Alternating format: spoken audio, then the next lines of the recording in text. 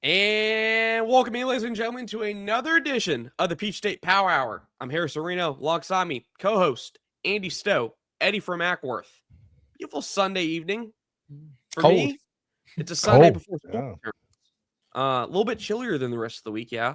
That's for damn sure. But it's a little weird. Another weekend without Georgia football coming in the following week. Got to get adjusted to that. Got to get adjusted to the new world of the offseason and what that looks like in regards to this show. We usually say it. It's a loaded show. There's a lot to talk about. There is quite a bit to talk about because, as y'all saw last week, if you tuned in, we had two parts to this. We will not be doing that tonight unless another shoe drops, which God knows. Maybe Brian Kelly gets fired again. We got part 2 for that. If you know, you know. Anyways, gentlemen, Marcus Freeman of the NFL. You can break it, Harrison, right? Yeah, something like that.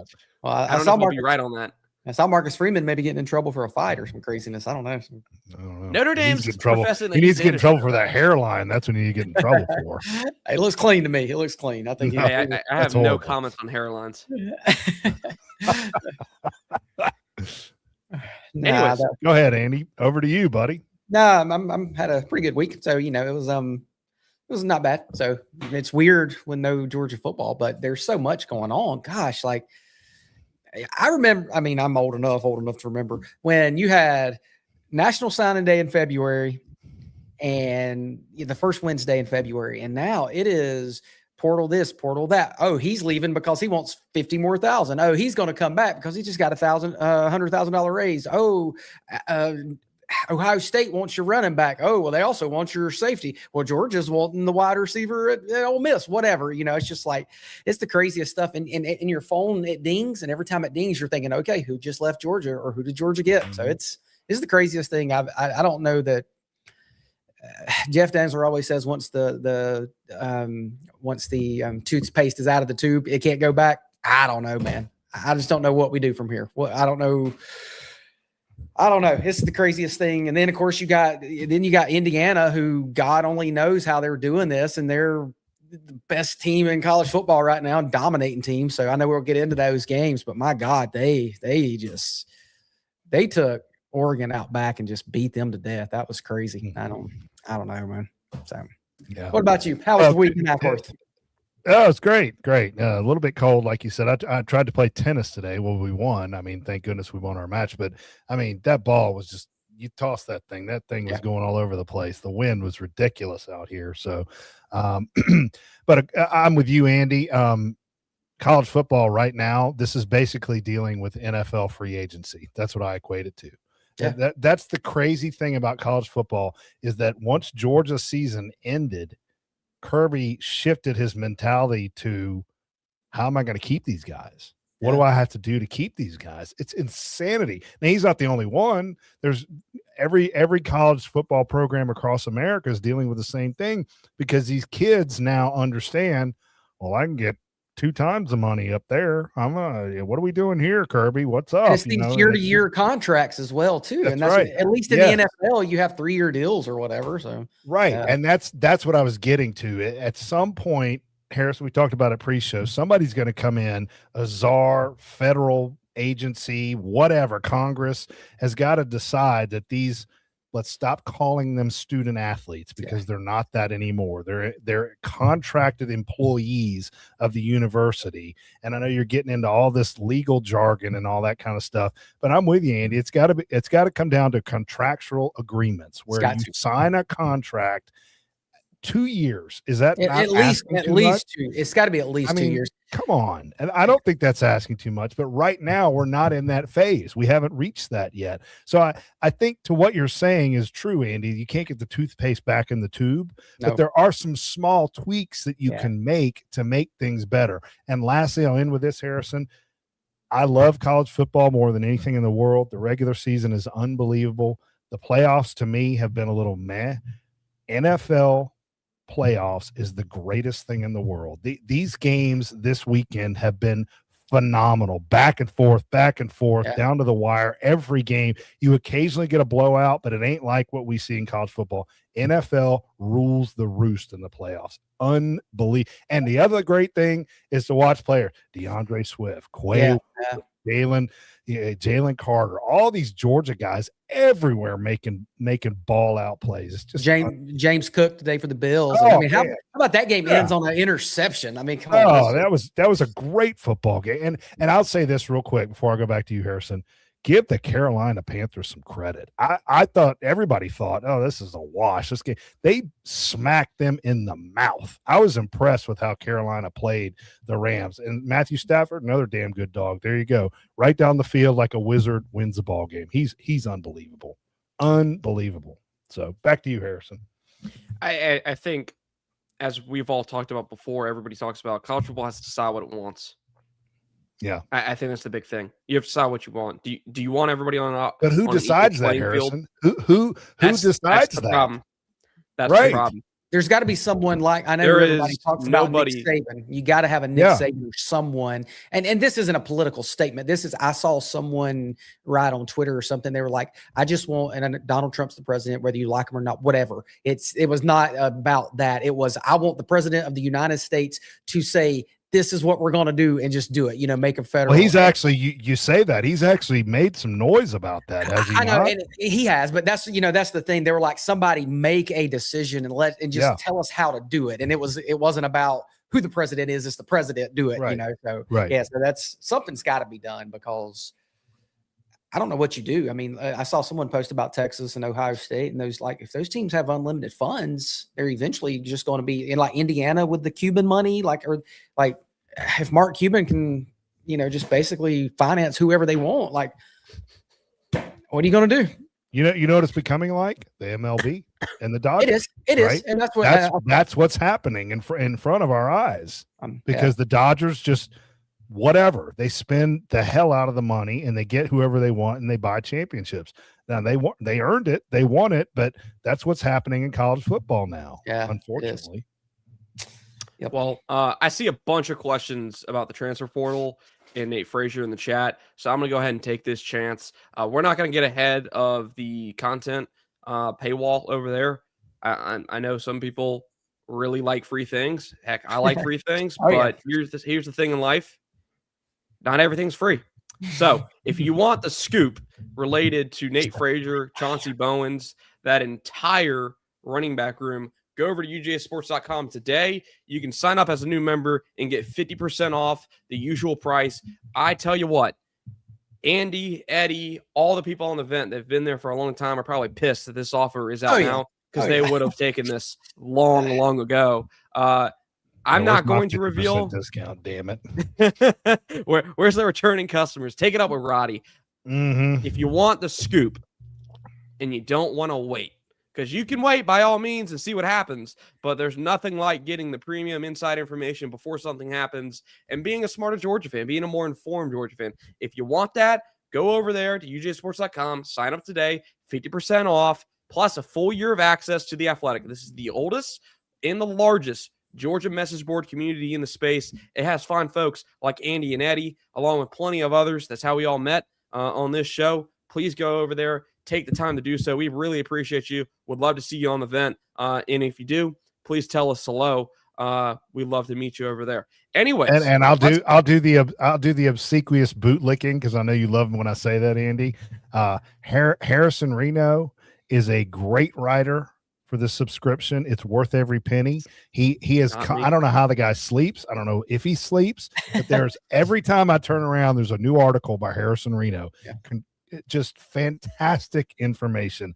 And I'm not just saying this because I'm a paid member trying to get you guys to do it. It's worth every penny. I'm telling you guys, if you're a Georgia guy, there's no excuse for you not to be a part of UGA Sports. None. And Dasher posting all, like, we were texting this morning. I was in church and Eddie was, well, whatever Eddie does on Sunday mornings, who knows? But the world's a mystery. Yeah, who knows? We were texting. It was like 10:04. Dash just posted this, and James Caraway and Paul, and it was like, oh my God, at 11:17 he's posting this. So yeah, it's nonstop over there. And Harrison, I do want to give a shout out to Roddy. I think his father-in-law passed, and I didn't know that. Yeah, he posted that. In one of his videos, he talked about it today and all that. So that's a hard thing, losing a parent. So that's thinking about Roddy, because that's I hate to hear that, but I will push back a little bit. Andy's in church texting about Georgia. So there you go. I mean, Okay. that kind of says it all, does it not? No, when my I mean, watch Andy's is trying to going- say, "Well, I was in church, but I'm texting about Georgia while the preacher's doing his sermon." So my watch is going off, ding, ding, ding. Yeah. Hey, you can mute that son of a bitch. You know, you can do that. I could, Yeah. but I mean, but what happens if we see. get Nate Frazier locked up? I want to know. Yeah, what happens if the preacher's telling you to turn your life to Jesus at that moment? Come on, Andy. Don't give me that. Yeah. I'm kidding with you, Andy. I'm kidding. I love you, brother. In all seriousness, go over there. I know Eddie gave me praise. I am not the reason to subscribe. Guys like Roddy. You are one. Jed, you are one. I'll tell you that Dash, right now. You are. Brent Rollins, Dan Young, all those guys. Been over there much longer than me. Trent, Lance, been doing a great job. A lot of intel over there. Everything regarding the running backs in that situation, you can go find it over there. We're not going to put it out here. It's not our platform, not our info to discuss. If Roddy wants to talk about it on the daily transfer portal recap, that's up to him. But with that being said, boys, let's talk about the portal. Let's talk about the additions. We'll leave the premium stuff that the people need to go hunt to find over there. Really solid class. And it was funny Thursday morning. I believe it was Thursday morning, maybe Wednesday morning. Woke up to the vent kind of complaining about Georgia not spending money. Georgia, is out of. Yeah, it's over. Getting left behind. The world's falling. Yeah.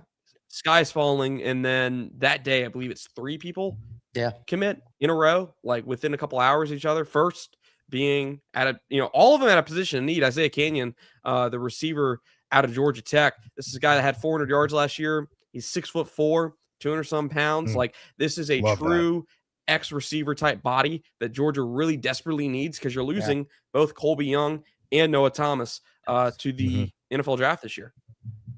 Yeah, that's big in him, because and I think there's still some spots to replace. Obviously, our best wide receiver, Mr. Branch, but yeah, you got to have that big guy, because you saw, like, even in the first Ole Miss game when Colby Young got hurt, you saw what that did to us after that game. So getting a big guy like that, and he's fast too, so that's huge. I think, but one of the I see you wrote one of the biggest things, getting guys back retained. That is one of the biggest recruits. And a lot of teams don't have the roster quite like Georgia does. So Kirby's deal is more so getting the guys that's on your team to come back versus actually going out and shopping for those guys. But yeah, I mean, you got Khalil Barnes. We needed that guy. I mean, that was huge, because he's an instant starter for us. So, I mean, that's what I was going to touch on, Andy. You took it away from me a little bit, but I mean, Ja'Cory Thomas, love you, brother. You bled for this program for 4 years, but he ain't Khalil Barnes. No, he's not. And KJ Bolden needs that across from him. Khalil Barnes, you're right, is coming in. He's ready to start day one, and then we get Jamari Riddle from ECU, and I'm hearing just this guy off the charts. He's an athlete. Yeah. So there's another safety right there. You're just building numbers in the back end. But I like this Amarius Williams from Auburn, this edge player. I mean, that's a big time get right there. You need that. You need that other guy to take pressure off Elijah Griffin in the middle, because he did a great job, right, as a freshman. He's only going to get better. But he didn't really have much around him. I'm not knocking the guys around him, but it was kind of him. And that was about it, I mean, obviously you got Gabe Harris there, but he was hurt at the end, and you saw what that cost us. So I'm really excited about some of these kids coming in, and they filled needs, like you said, Andy. That's what Kirby does. He's not asleep at the wheel. He's filling these needs. Do you think they're not, they're not spending millions upon millions of dollars? And I know fans want them to do that, but as the famous Nick Saban once said, you can go spend $20 million on your roster, but if it doesn't work out, you're shit out of luck. Yep. What is? Can we talk about Cam Coleman, because that was the one that came off the boards, and we were all like, we got to get Cam. What did he cost Texas? Does anybody know? I don't know, but the rumor was he was asking for $2 or $3 or $4 million. Right? I don't know the exact number, but I know Shannon Terry just put on Twitter earlier today, the owner and operator of On 3, that it was $3 million to $3.5 million. So okay, Isaiah Canyon ain't getting that right now. the two. Now, Georgia paid Isaiah understand. Canyon. I'm sure Isaiah Canyon's well paid. Sure, and I understand the difference is big, right? Well, maybe not big, maybe I don't know, but I mean, if it's $3 million, I'd say it's probably pretty big. Yeah. So I'm not trying to say that Kirby's going on the cheap to do things, but there is a limit on what he's doing. And I don't think that's a bad thing overall, right? I mean, do you want to push all this money into Cam Coleman and then have other players that are coming back and be ticked off about it? I don't know if that's a good strategy. And I think, Andy, you may have texted this earlier today that Sark, you better win a championship with everything you're doing. If Sark doesn't win a title this year, yes, they're going to run him exactly. Out of town. Andy made a great point because he's got everything at his disposal. There is no excuse anymore for not winning a title, and they didn't do squat this year. So, yeah. Parts unknown. Texas spent close to $40 million for the roster. I did see Rusty Manziel was talking about that. Yeah, I'll be curious to see what that's like because they are going after it in the portal at a really high level. It's interesting because they have tried to build their roster and they did to a point like Georgia has where it's high school first and they've taken full classes. It was just a year removed from then signing the number one recruiting class in some rankings. And now they're letting guys go, even guys that were playmakers for them last year, starters for them, contributors, letting them go to bring in other guys that they feel like will give them more bang for their buck. Several people. I know the Inside Texas site over at On3 has been talking about they're all in on this year and trying to get that done. Parts I know with another one, super chat, first of the night. Appreciate you for doing that. Appreciate UGA that, paid brother. Beck and not Nate. Well, Parts Unknown, considering Nate Frazier hasn't hopped in the portal, I don't know. Go over to UJSports.com. You can get I was about to say that. check out on the website because there's some information about that. I think he's probably eating good tonight, so he's probably not doing too bad. To just touch on a few of what y'all said, Damaris Williams. If you go pull up the stat sheet, he's not going to blow your socks off. You're gonna be like, oh, what the heck? Why are you signing this guy? But I think there's some added context that needs to be added there. Go look at Auburn's defensive line this year. Yeah. And I get it. Statistically, that defense, was watching them play Vanderbilt and some of the busts. I put it on Twitter, the clips. Some of the coverage busts they had were, frankly, just insane. One of them, Trey Richardson, just ran 40 yards downfield, untouched, uncovered, just crazy. But look at the guys he was playing behind. A Kieran Crawford, a Keldrick Falk. We're talking Keldrick Falk's probably going to be a top 32 pick, like a first-round draft pick. Crawford's probably going to be a day two guy at the worst. Crawford had 5 sacks. Falk had 2 sacks. Xavier Atkins, their inside linebacker, had 9 sacks. So there wasn't plenty of opportunities. They had another young guy in Jared Smith, who I believe is more of an edge 4-eye type rather than a out-and-out edge. Had a lot of guys in a loaded room over there. But Amaris Williams did play his part. And just from the little that I watched of him on tape, and I reserve all of the actual evals to Brent Rollins in terms of how he fits in this defense. I think he's going to end up rotating with a Gabe Harris opposite of Quintavious Johnson. Okay. Quintavious is more of the out-and-out jack on this team, guy who's lining up toward the tight end of the side of formation. I think Amaris is going to be the Gabe Harris role where he's kind of more of your DN 4-eye type. And he's going to provide depth there, which, if you remember, that's where Ole Miss kind of made its money in the run game this past year or this past week in terms of they were running to the field side where Gabe Harris traditionally was. Yeah. So I think that's where Amaris Williams fit. But I do want to note, it is of note to me that this was Georgia's currently their only take on the defensive line, which should ring some bells like, hey, Georgia feels pretty comfortable with what it saw from its defensive line over the last 5-6 games. Now, whether we agree with that or not, it doesn't really matter. Like Kirby said, he doesn't work for the fans. He works for University of Georgia, so he's going to do what he wants. But it is interesting to see that they feel comfortable enough with what they have in that room. Yeah, well, I hope they have a guy that can be a legit pass rusher because that is one of the things we need to start getting the quarterbacks on the ground. But we probably, if we stop the run versus Ole Miss, we're probably still playing, or we would have been playing. So yeah, I do think that is huge, getting another guy that can play that Gabe Harris role, because we clearly he was. All right, here's a question: if Gabe Harris is in that game, do we beat Ole Miss? Yes. I think so too, and so I agree. And I mean, obviously, you look a lot better. Same thing with Drew Bobo. If you have Drew Bobo, you look a lot better. Yeah. If you, I think, and that's no slack against Malachi Tolliver, because I think Tolliver played pretty well. I don't think he was an out-and-out. Bobo doesn't snap that football. So right, he does. Right. No, but that's the thing. But in Tolliver's defense on that, he thought someone jumped. Is what they were saying. It looks like Bobo doesn't snap that football. But you know the point. You get the point. He played okay. But yeah, I agree. If Gabe Harris is there, or if Drew Bobo's there, we probably win the game. Like either one of those guys. I think it's a big on the defensive line. I'll just point this out real quick. I think the biggest thing to me coming back, Xavier McLeod. That is massive. That kid really showed some flashes this year, and he's only going to be better next year. And that he might be the tail end the year before. He did. Yes, he did. Played well versus Texas in the SEC championship. Absolutely. Just the fact that he's coming back with all that experience. We talk about Indiana. Look at how old their roster is. That's another player right there that's a year older coming back for Georgia. I think that's massive when he announced he was coming back. That gave me chills when he said that.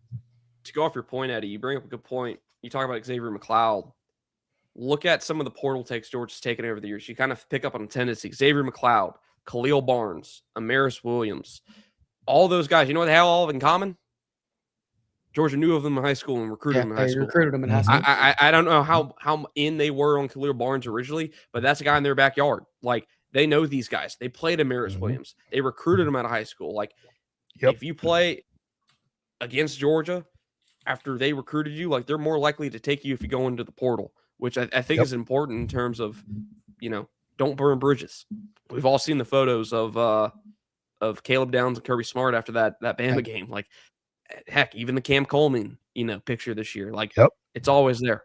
So, to answer the question, Joseph asks, is Elo Mendoza leaving? Yes, he is. Enter the portal today, I believe with a do not contact tag, which he did typically that means they kind of know where they're going. He's already got a job. Yeah, that's what I thought too.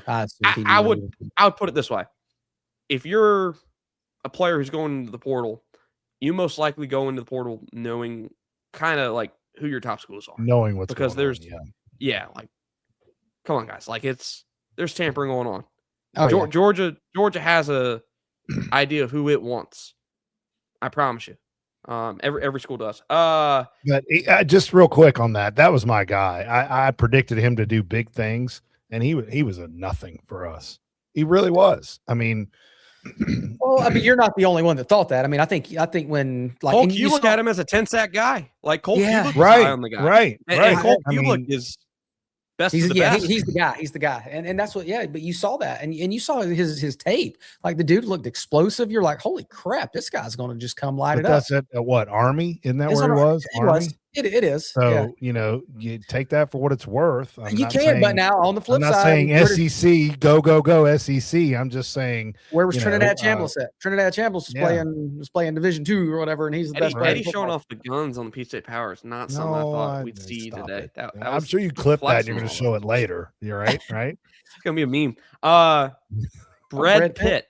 That's 10 out of 10 name idea. Brad Pitt. Yeah, that's Brad Pitt. Phenomenal. Yeah, awesome. Shout out to Brad Pitt. First time I see you in the comments. I'll answer that. Zero. Yeah. You got a lawsuit going on. Less than zero. The only little caveat is you saw the lawsuit with Washington. They were like, you are going to be here next year. And he's like, oh, you know what? I think I will be. So, but no, 0% on that one. So UJ defense: Wilson, Gabe, Saden, Brooks, Dean, Littlejohn, yeah. They have a good group. Really good group. Wait. Let's just stew on that a second. I mean, that's a lot of really good talent. Now, you don't know what you're getting with Tyreek Green, freshman coming in, but yeah, that's gonna be a tough one. But I mean, what we saw in the state championship, the guy ruled, right? So that gives me chills right there. It gets you down in the cockles. It gets it going, doesn't it? Yeah, that's right. Gets the cockles going. That's right. Good call, Andy. Warms the cockles. Warms those cockles. Those cockles are just. That was like one of the first Peach State Power Hour references that y'all introduced me to, like from meeting one. Yes. And Andy has to turn into something dirty, and it's not. I mean, I'm it's just not. saying. I'm That's just just who saying. Andy is. We've learned that. That's I'm just exactly saying. right. I mean, you're talking about warming your There's no cockles. denying that. Well, look it up. You're the only guy that talks about warming his cockles. I'm just saying. Because I'm old and I know what it means. I'm more mature than you idiots. I know a lot of perverted dudes, and none of them talks about their cockles getting warm. No, so. That's not what it means. So how about that, dog? Well, I think that answers your own question, Andy. If you know a lot of perverted dudes and they don't talk about it, then it must not be something perverted. No, they're actually more intelligent than Eddie is the thing. They're actually God. Here we go. Right. Let's start talking about the brain. Let's get back on the rails. Let's get back on the rails. We've touched on the portal, kind of like those additions, all at positions of need. We talked about Amaris Williams. I know in the chat, Khalil Barnes, Jamarly. I'll have to figure out how to say that first name. Riddle from ECU. Riddle. Two safeties. Riddle. Going into a room that was KJ Bolden in a revolving door kind of week to week. Ja'Cory Thomas played better later in the season. He did. But Georgia needed better safety play. You get two guys. Riddle had like over 100 tackles and 6 interceptions in 2 seasons. Give Georgia a playmaker in the secondary over the top of the defense really good. Barnes, a guy that's been productive. I believe he was a 3-year contributor at Clemson. At least 2 of those as a starter. Played as a nickel. Played as a safety. You really needed depth at those 2 spots. And that's a guy they expect to go in there and contribute. I'm curious to see, obviously, Jonell Aguero. That's what I was about to ask you. Yeah, I was going to ask you to Ole Miss. I'm curious to see what Barnes looks like early on. Is he going to be an option on third down at star? We kind of saw DeMello Jones take over on third downs, kind of in the slot. Does that now turn into Barnes and then Riddle over the top? Like if you remember last year, it was Dan Jackson, KJ Bolden, and Malachi Starks playing third down in the slot. I'm curious if we see those 3 safety sets with those 3 guys. But I just want to touch on those real quick. That way I don't have people in the comments telling us, hey, talk about this guy. We satisfied that. I want to get into the next part, the last part of this Georgia segment. Then we'll talk about the Falcons, which I don't know when's the last time. I don't think it's ever happened when I'm here. People asking us to talk about the Falcons. Because like just 6 weeks ago, people were telling us to skip the Falcons and talk high school football. Right. 6. Try 2 or 1. Yeah, 2 weeks ago. Yeah. It's crazy. It's a crazy time. Yeah. What should Georgia take away from the college football playoffs, boys? What's the takeaways? What are y'all noticing? I know there's one big major point, and we'll talk about it at length. All right. Well, let's just talk about it. The team that is dominating currently, they are a little bit older in age than some of the teams that they're beating the crap out of. So Indiana, the average age is 23. So older players. And so Harrison, is that where Georgia football is going? Or not Georgia football, college football in general? Is it now you know what? We don't have to focus on high school recruiting as much. We need to focus more on established players from other schools out of the portal. What do you think? I was talking to my dad about this today, Eddie, and I'd seen some conversation about it, and he thought the new way college football is going to trend toward is obviously you're not going to go full Indiana and just rely on the portal, rely on guys that are super seniors and all that. Like super seniors won't be in this game for much longer. I think it's a couple more years and you won't have 6-7 year guys.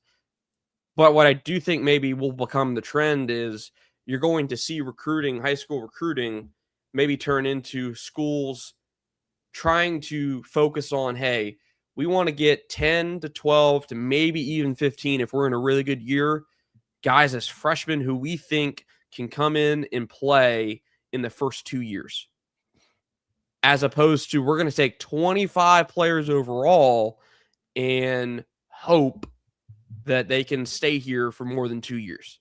So instead of taking 25, 4 and 5 stars, we're going to try and get maybe 10 4 and 5 stars, for example, get real blue chippers who we think can play right away almost, and then fill needs elsewhere with the portal. Do you think that would be different if they institute 2 or 3 year contracts? Because at that point, then you say, okay, I know I'm going to have Harrison Reno, 5-star quarterback. He's going to be here for 2 years when he signs his deadline. 0-star. Hey, I'm a negative, so don't work. So at least you got to the 0. If if they get the 2-year and 3-year contracts, then I think it would swing right back to that. So I think it's just going to be. I think it's. I don't know, Eddie. I don't know what the way until we have some actual, I'll say, rules in place. Is the portal, like Harrison was saying, 10 to 15 college guys and 10 to 15 portal guys? Is that the way to go every year now? I don't know. And the reason I say that is because we have to let this play out. Okay. Yeah. So I'll just say this real quick. In the last 3 games, Indiana has beaten Ohio State, Alabama, and Oregon 107-36. Wow. Think about that for a second. Okay. And then I know y'all saw this, but they just demolished Oregon. Dominated. That looked like us against TCU, did it not? Yeah, that's what it reminded me of. Yeah. Oregon, 6 5-stars, 52 4-stars, 58 total. Indiana, 0 5-stars, 7 4-stars, 7 total. All right. Think about that for a second. Hold up. Say that again? That's incredible. So 7 Oregon how many? They have 7 4-stars. That's all Indiana. And Oregon had 56, 52, 4 and 5 stars. And they had 6 5-stars. Okay. Gosh. Now, the reason I say we have to let this play out is I want y'all to think about one team. Colorado Buffaloes. Think about that for a second. You remember when Dion came in last year and it was all those portal guys and everybody was slobbering all over the team and they won a few big games because they had all these great portal transfers. And how'd that turn out? Where was Colorado this year? Terrible. Where were they? They were garbage. Yeah, 100%. So, okay. So do you think I think Indiana's going to win the national championship next Monday. Miami may turn. I really do. If Miami doesn't turn the ball over, it's going to be close. Okay. But if Miami, which Carson Beck does, I think they may turn the ball over, and that's going to be the difference. And Indiana's probably going to win the national title. What is Indiana next year? What is it? I think that's the difference between what Kirby Smart does on a year-to-year basis versus what Indiana does. Kurt Cignetti has used the top end of the portal, and I'm not going to say ignored, but what high school kid is coming out saying, I got to go play for Indiana? It may have changed somewhat this year, right, because they're on the map, but what high school kid wants to go to Georgia versus Indiana? I would say 80% of them want to go to Georgia because of what they've seen. And that's what he's doing, okay? The point being, yes, college football has changed radically. The portal's huge. But is it sustainable? I don't think it is. I think you still have to recruit the high school portion of that with the Tyreek Greens, those kinds of kids. You got to bring those kids in. And Indiana ain't doing that. I don't think it's sustainable. Now, if they win the national title, good for them. They did it. I'm not going to take it away from them. But let's see what Indiana is the next couple of years. I'll give you another example. Vanderbilt. Yeah. What are they going to be next year? Terrible. They got Jared Curtis coming in. They're going to be 4-8. That kid's going to get murdered. Yeah. Because they have no offensive line. Okay. So that's the question. So you look at like a Jared Curtis. Is he going to be a one and done at Vanderbilt and say, screw this? Yes. I think he is. I think he's done. All right. Well, let's hang on. Okay. Indiana's never won a national championship. Harrison, what do you think about that? Do you think he's one and done? I know it's hard to say because you have to see how the year plays out, but I wouldn't be surprised because if you kind of look at the factors of that situation, and I think it's been reported a lot over there on the dog vent. I don't think everyone in Curtis's circle agreed with that decision. No. Yeah. I think that's pretty much public at this point. A lot of people said he should have gone to Georgia. So right. Wouldn't be surprised to say the least. I mean, look, the last 5-star quarterback that spurned Georgia last minute, Dylan Raiola. Yeah, look how well it worked out for him. He's still looking for a home. Now, look, it sounds like he might end up at Oregon. That's where the smoke's been. But he could. I know some people were wondering, hey, is Georgia Tech going to end up with Raiola? So. Or Miami, right? Yeah. Yeah. I think you make a good. I think this is a good point by Jermaine King.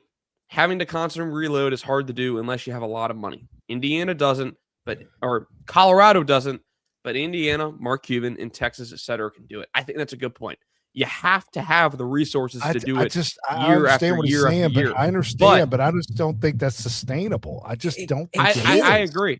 I don't be. think it is either. You have to have some form of high school recruiting at a really top level because Yes. you need the baseline foundation of your roster to be there.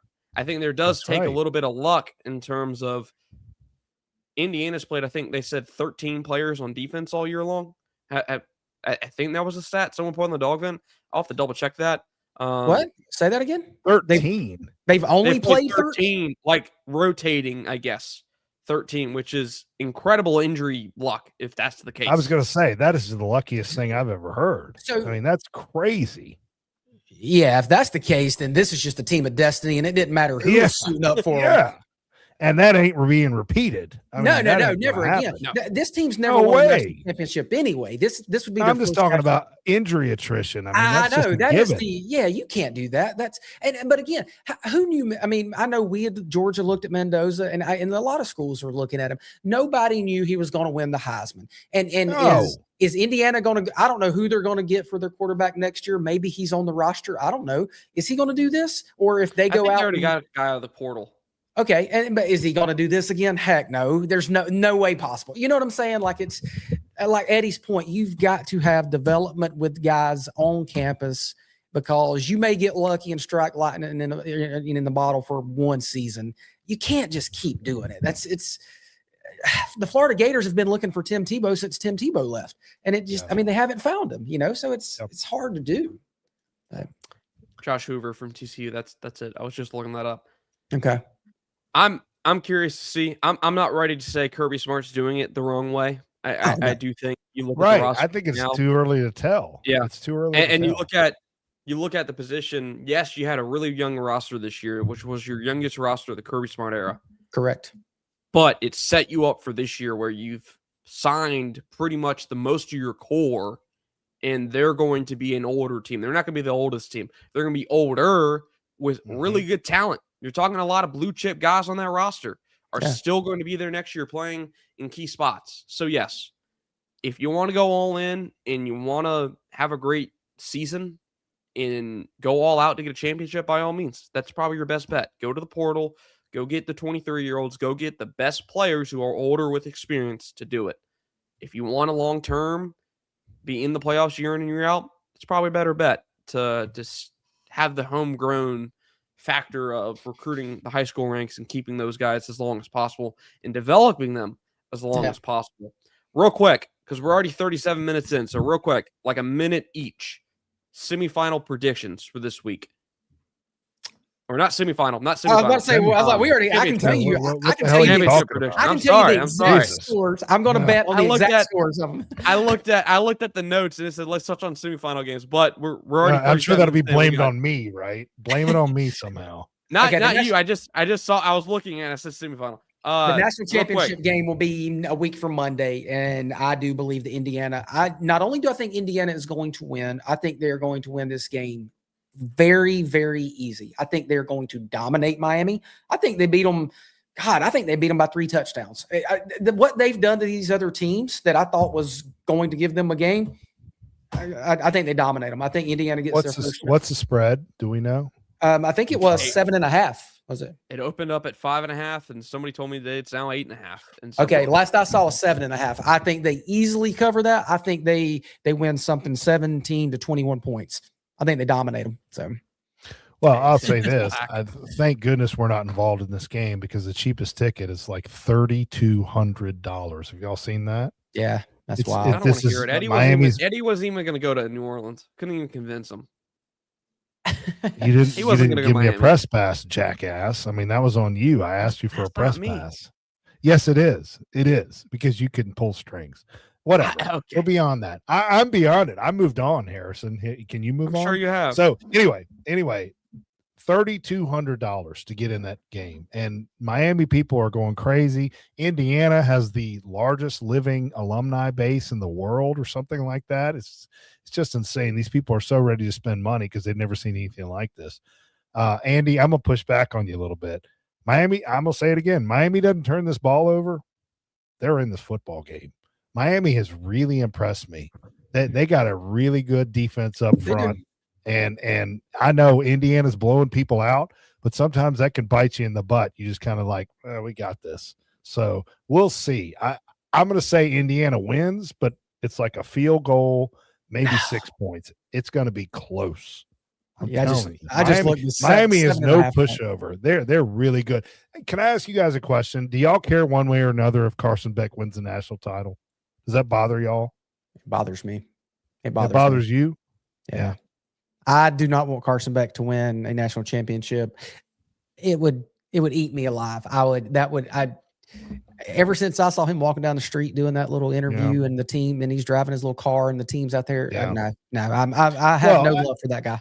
I think the worst part of all of this is the media narrative, and even Herb Street was talking about. That's the biggest issue. I mean, like Georgia it's been horrible for him the past 2 years, and UGA, it was just so hard for him. That's just total crap. They don't know what the hell they're talking about. Kirby to a fault defended this kid over and over and over in press conferences and said he's the best thing we got. And I'm not saying he wasn't, but I mean, that's ridiculous, that narrative. He did that to himself. He gets injured and then stops talking to Kirby Smart and says he's going to the NFL. And they're like, okay, we're moving on. And then the next thing you know, he's in Miami. So give me a break with the sob story about Carson Beck. But I'm kind of with you, Andy. I don't want to see Carson Beck win anything. But I think this game is going to be closer than you say.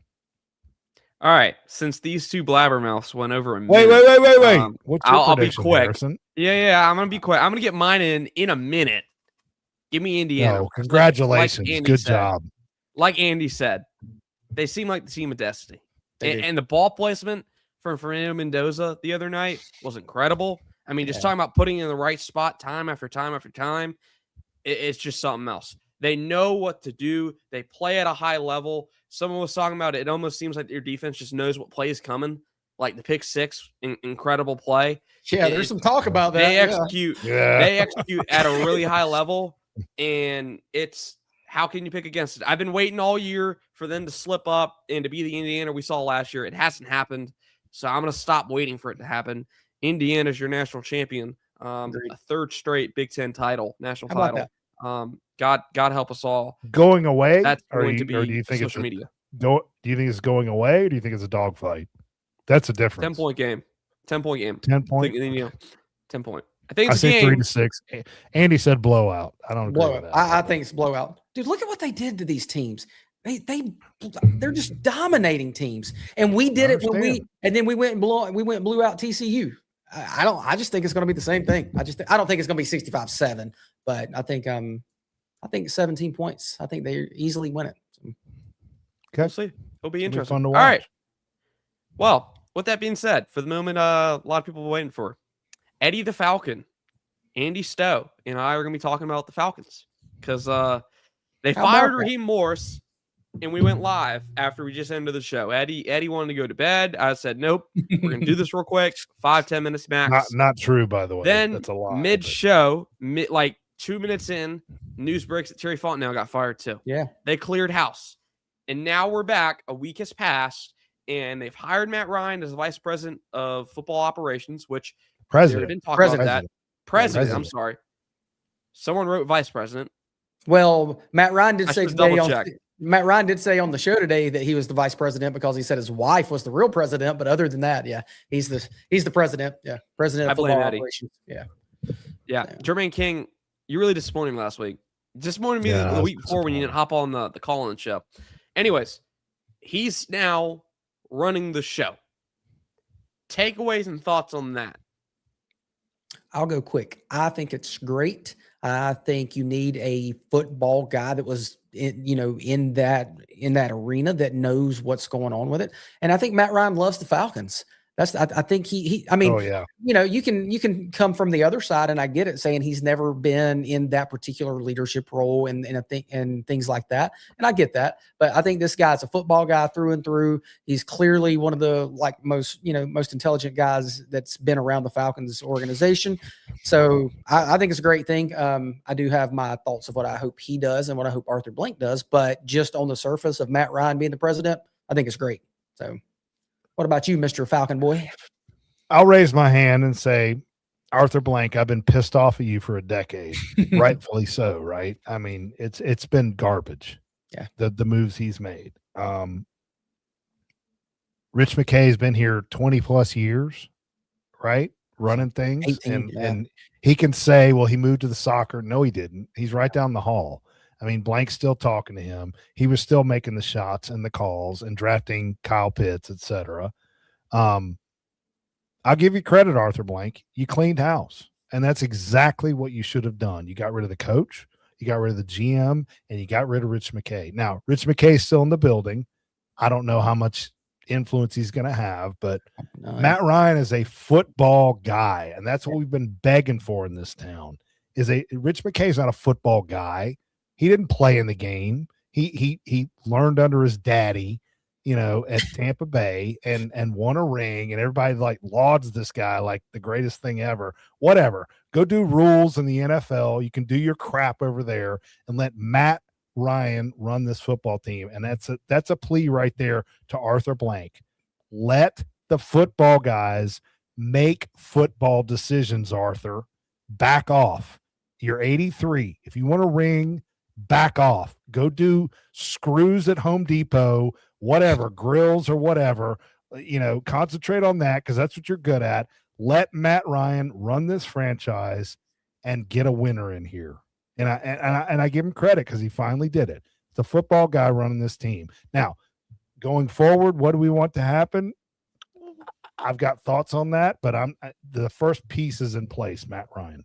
I love it. I think there was a report, I don't remember who put it out, but I think someone was saying if Rich McKay was going to still be in a position of power in regards to the Falcons, that they didn't think Ryan would take the job. It was contingent. Yes. Ryan 100%. Taking the job was contingent upon 100%. McKay getting out of the way. He knows. Which is big. Yeah. And it's also, I'll give him credit on this.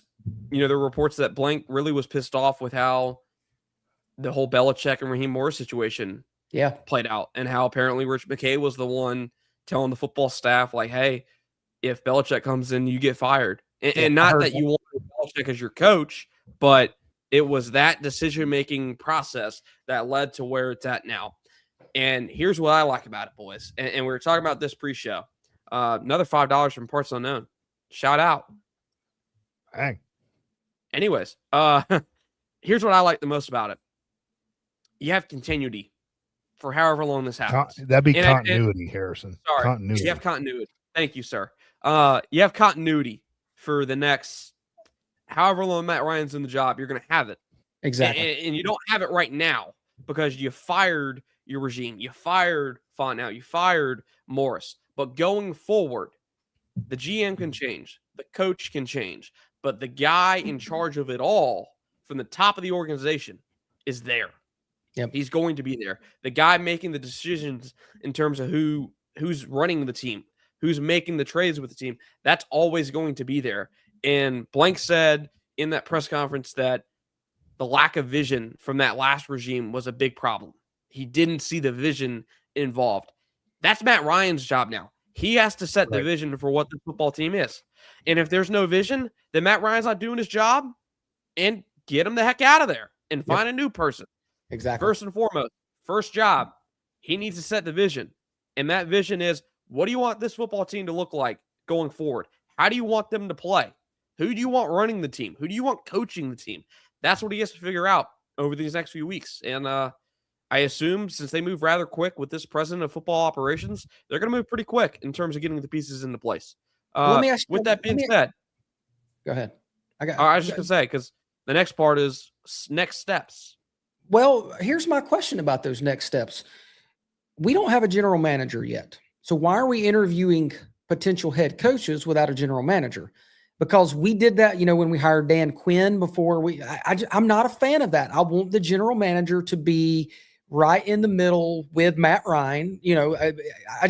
I'm not on board with interviewing head coaching candidates without having the general manager in position. So this is a new trend, and the NBA has done it a lot, from what I was understanding. The NBA has allowed coaches to be in part of the process in terms of finding the GM. And I know Jacksonville, it's making its way over to the NFL. Jacksonville in particular had Liam Cohen pick a guy he wanted to work with. Well, Like they fired the last guy, the last GM, because they were going to keep him. And then they found, hey, we're not going to get a good candidate for a head coaching job if we keep the guy. So they fired him, brought in Liam Cohen, and he said, all right, like, who do you want? Who do you recommend as the GM? And they hired that guy. In San Fran, Shanahan and the guy above him, John Lynch, worked together in tandem. And I believe Seattle kind of works the same way. They kind of work in tandem. So I guess from my opinion, if Matt Ryan's the ultimate football decision maker here, you want a GM that's going to see the roster the same way and is going to know the personnel of that coach and what he wants and desires, because that's going to be the guy staffing your roster. Yeah. So to me, it's like Matt Ryan's going to be the one that I assume hires the head coach. You need a middleman that's going to make the day-to-day decisions on your roster, in my opinion. Yeah. So in the typical way, the head coach reports to the general manager. So I know they were saying now that the general manager and the head coach will be reporting directly to Matt Ryan. So I just hope that doesn't cause some kind of like issue with, well, you're not really my boss. He's really my boss, but you're not getting me the player. So you get out. Well, you're not coaching the player. I don't want any kind of weird thing like that. That's and I totally understand what you're saying, Andy. It makes total sense, but they've interviewed Ian Cunningham from Chicago, right? Yeah. He's the guy that most people think he's kind of the leading candidate. Yeah. But here's the problem. They've interviewed him once. Chicago won. They can't talk to him again until they're out of the playoffs. Right. So time is of the essence. They've talked to Josh Williams, San Francisco. They won, by the way. They beat Philadelphia. So they're still alive. Can't talk to him again, right? They've talked to a guy from Detroit. They're still alive. So Detroit's gone. I think it's more playoffs. What?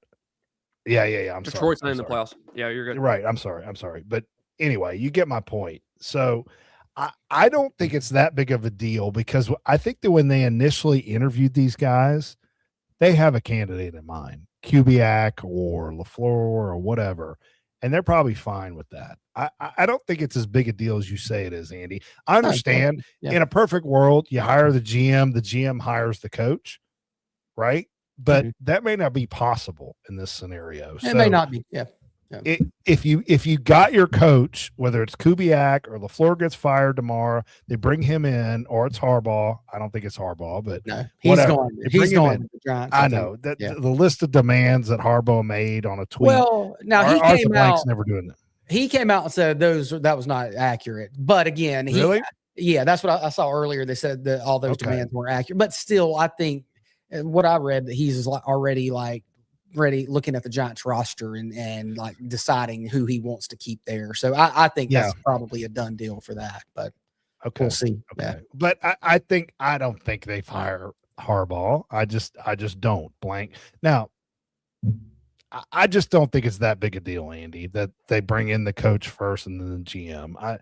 I don't, because if you find your guy, get him. Now, if it's some coordinator we've never heard of before and it's Arthur Smith, I'm gonna be pissed off. But if it's a Kubiak or a LaFleur, the obvious candidates, I'm okay with that. And I think the GM and the coach work hand in hand, right? That's the whole goal. And they've interviewed these guys and they've said, here are our candidates for coaches. Are you good with these? And they're probably like, oh yes.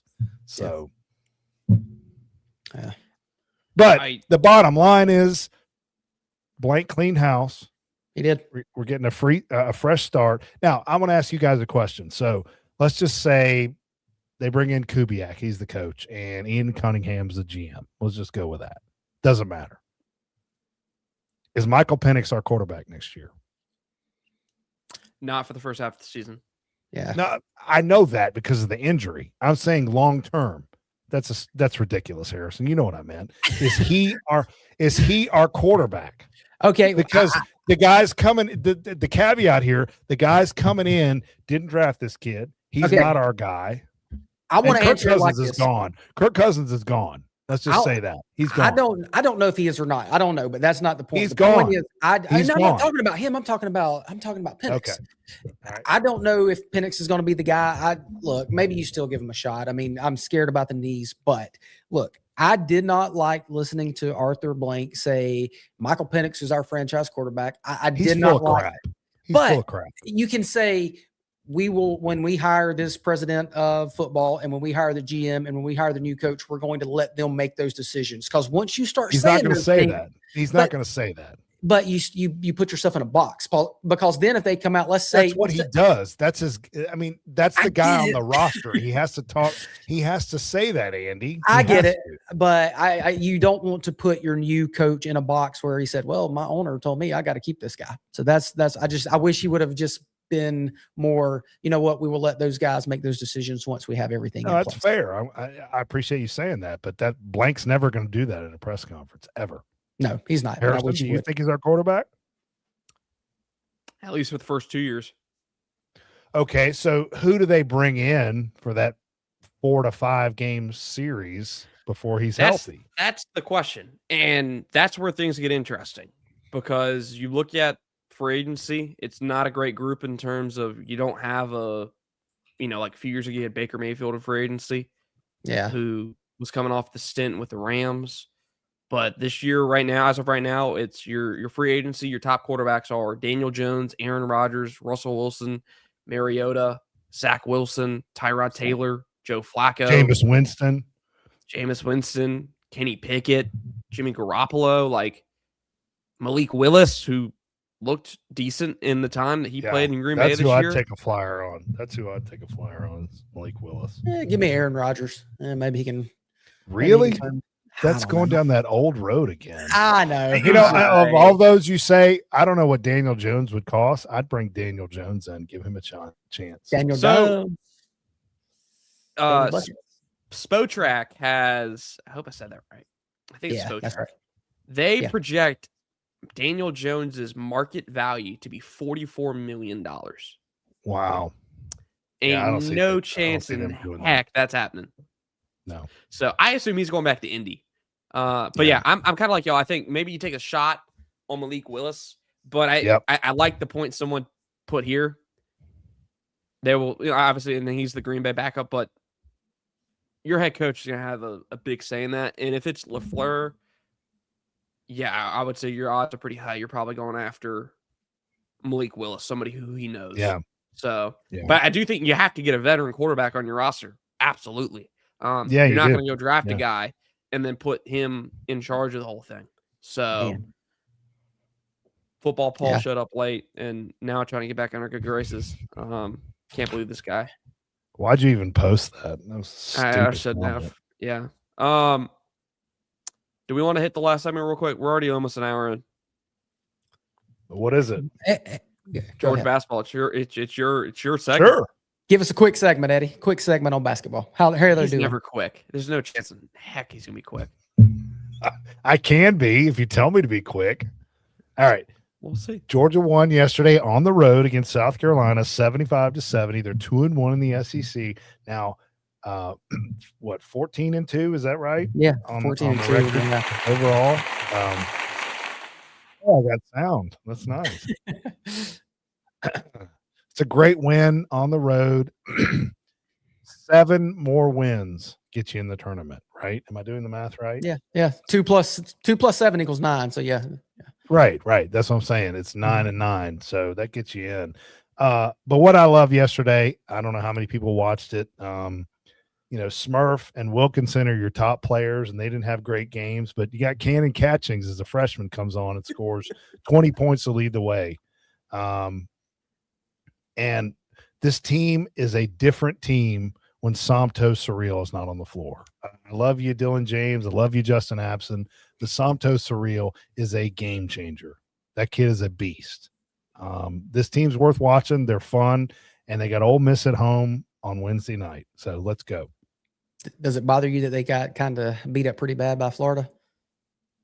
No, Florida's a loaded. Did you see what they did to Tennessee? Destroy Tennessee. Did they destroy us? Yeah. No. Somto got ejected like from that game. Had a huge result. Exactly. Now, not saying you win the game with Somto in there, but I don't think it gets out of hand. Yeah. I mean, we could have hung with them much better. So absolutely, this team can play. All right, important question. Do y'all remember being mad about Penix not playing during the preseason. Yeah, 100%. We all bitched about that. It's just stupid. I didn't have as much of a problem with it. I You're an did. idiot, Harrison. You're soft. You're a child. You don't understand how the real world works. You got to get in game time and have things happen to you. And Penix had none of that.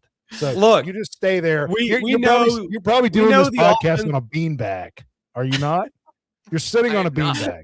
I am Oh, not. man. I'm on an actual legitimate chair. That's how I can raise myself and lower myself, Mr. Acworth. But anyways, ladies and gentlemen, that's gonna wrap it up Soft. for tonight's edition. Just soft. This guy. What a show. All right. You That's know, gonna wrap it up before Eddie derails us even more. We're gonna wrap it up for tonight's edition of the Peach State Power Hour. I'm Harrison Reno. That's Andy Stowe. That's Eddie from Acworth. See you next Sunday. kid. Yeah. But just a celebration when he does that little, when he's, up in the air, he's just great. He's